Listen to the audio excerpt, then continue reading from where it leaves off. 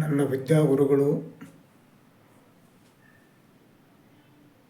ನಾನು ಗೌರವಯುತವಾಗಿ ಬದುಕಲು ಕಾರಣೀಭೂತರಾದ ಪ್ರೊಫೆಸರ್ ಎಂ.ಆರ್. ಕುಂಬಾರ್ ಅವರ ಜನ್ಮ ಶತಮಾನೋತ್ಸವದಲ್ಲಿ ಅವರಿಗೆ ನುಡಿನಮನಗಳನ್ನು ಅರ್ಪಿಸುವುದು ನನ್ನ ಭಾಗ್ಯವೆಂದು ನಾನು ತಿಳಿದಿದ್ದೇನೆ. ಕರ್ನಾಟಕದಲ್ಲಿ ಆಗಿ ಹೋದ ಗ್ರಂಥಾಲಯ ಜೀವನಾಡಿಗಳಲ್ಲಿ ಪ್ರೊಫೆಸರ್ ಎಂ.ಆರ್. ಕುಂಬಾರ್ ಅವರು ಮುಖ್ಯರು. ವಿಶಿಷ್ಟ ವ್ಯಕ್ತಿತ್ವ,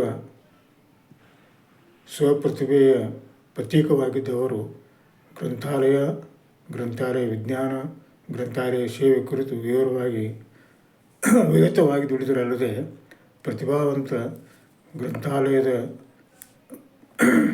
ಒಂದು ದೊಡ್ಡ ಪಡೆಯನ್ನೇ ಅವರು ದೇಶಕ್ಕೆ ಅರ್ಪಿಸಿದರು. ವಿದ್ಯಾರ್ಥಿಗಳನ್ನು ತಮ್ಮ ಮಕ್ಕಳಂತೆ ಪೋಷಿಸುತ್ತಿದ್ದರು. ಅವರ ಸುಖ ದುಃಖಗಳಲ್ಲಿ ಪಾಲ್ಗೊಳ್ಳುತ್ತಿದ್ದರು. ಅವರನ್ನು ಮೇಲಿಂದ ಮೇಲೆ ನೆನೆಯುವುದೇ ನಮ್ಮ ಸೌಭಾಗ್ಯವೆಂದು ನಾನು ಭಾವಿಸುತ್ತೇನೆ. ಯಾರು ಇನ್ನೊಬ್ಬರ ಏಳಿಗೆಯನ್ನು ಬಯಸುತ್ತಾರೋ, ಯಾರು ಇನ್ನೊಬ್ಬರ ಏಳಿಗೆಯಲ್ಲಿ ಶ್ರಮಿಸುತ್ತಾರೋ ಅಂಥವರು ತಮಗೆ ಗೊತ್ತಿರದಂತೆ ದೊಡ್ಡ ವ್ಯಕ್ತಿಗಳಾಗುತ್ತಾರೆ. ಇದು ಭಗವಾನ್ ಬುದ್ಧ ಹೇಳಿದ ಮಾತು. ಈ ಮಾತನ್ನು ಬಹುತೇಕ ಪ್ರೊಫೆಸರ್ ಕುಂಬಾರ್ ಅಂತವರ ಕುರಿತೇ ಹೇಳಿದಂತಿದೆ. ಆತ್ಮಪ್ರಶಂಸೆ ಆಗಲಿ,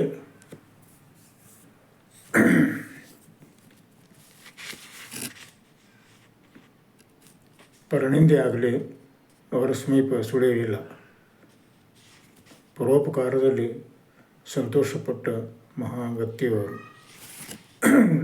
ನನ್ನ ಅನುಭವಕ್ಕೆ ಬಂದಂತೆ 1991 ಸಾಲಿನಲ್ಲಿ ನಮ್ಮ ಕಾಲೇಜಿನಲ್ಲಿ ಡಿಪ್ಲೊಮಾ ಇನ್ ಲೈಬ್ರರಿ ಸೈನ್ಸ್ ಅಂದರೆ ಜೀವವಿಷಯ ಕೋರ್ಸು ಪ್ರಾರಂಭವಾಗಲು ಅನುಮತಿ ಸಿಕ್ತು. ಗ್ರಂಥಪಾಲನ ಕೆಲಸ ಮತ್ತು ಈ ಜೀವವಿಷಯ ಕೆಲಸ ಎರಡೂ ಜವಾಬ್ದಾರಿಗಳನ್ನು ಹೊತ್ತುಕೊಂಡು ಹೋಗಲು ನನಗೆ ಸಾಧ್ಯವೇ, ಅದನ್ನು ನಾನು ನಿಭಾಯಿಸಬಲ್ಲೆನೆ ಎಂಬ ಆತಂಕ ನನಗೆ ಕಾಡಲಕತ್ತು. ಕೂಡಲೇ ನಾನು ಧಾರವಾಡಕ್ಕೆ ಹೋಗಿ ಪ್ರೊಫೆಸರ್ ಎಂ.ಆರ್. ಕುಂಬಾರ್ ಅವರಿಗೆ ಭೇಟಿಯಾಗಿ ನನ್ನ ಆತಂಕವನ್ನು ಅವರ ಮುಂದೆ ಹೇಳಿದೆ. ನಿಮ್ಮ ಕಾಲೇಜಿಗೆ ಕೋರ್ಸ್ ಸಿಕ್ಕಿದ್ದು ಬಹಳ ಸಂತೋಷ, ಏನೂ ಭಯಪಡಬೇಡ,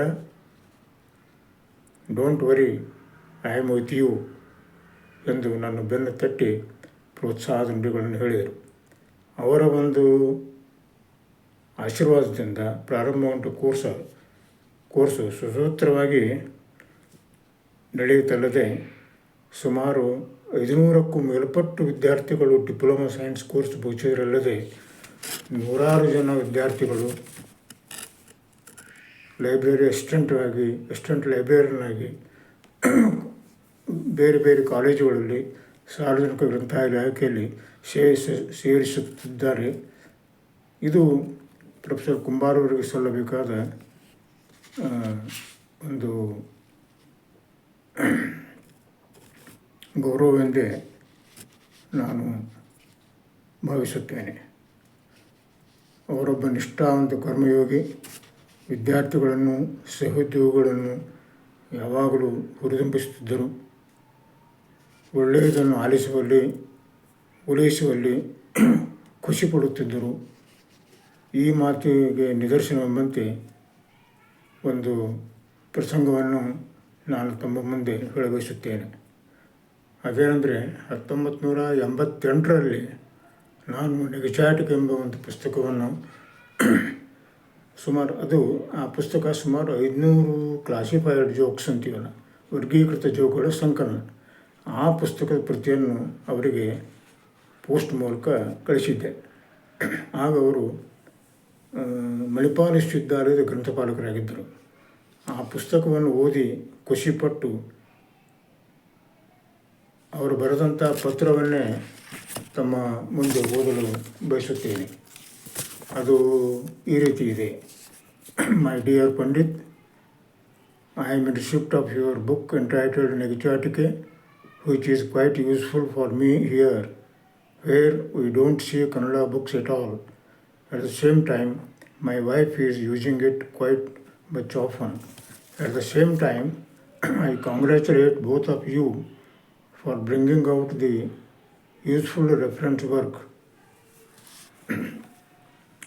This is the beginning, and I expect you to bring out of about 5,000 such sayings with annotations and reference to context, which is going to be a model among the reference books in Kannada language and literature. Anyway, I am coming in October last week, and let us anyway, I am coming to Dharwad in the last week of November to Dharwad, and I hope to meet you and discuss about this future plans for the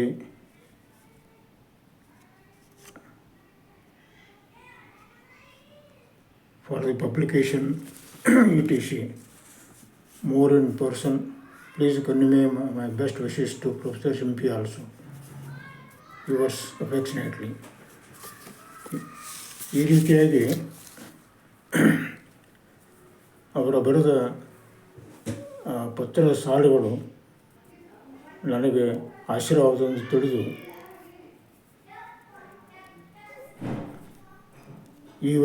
ಈವರೆಗೂ ಆ ಪತ್ರವನ್ನು ನಾನು ಜೋಪಾನವಾಗಿ ಕಾಯ್ದಿರಿಸಿಕೊಂಡಿದ್ದೇನೆ. Professor M.R. Kumbar ಅವರ ಜನ್ಮ ಶತಮಾನೋತ್ಸವದ ಈ ಸಂದರ್ಭದಲ್ಲಿ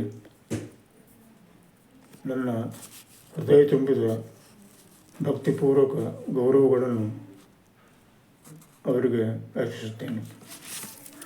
ಈಗ ಸ್ವಲ್ಪ ಎಡಿಟ್ ಮಾಡಕ್ಕೆ ಬರ್ತದೆ.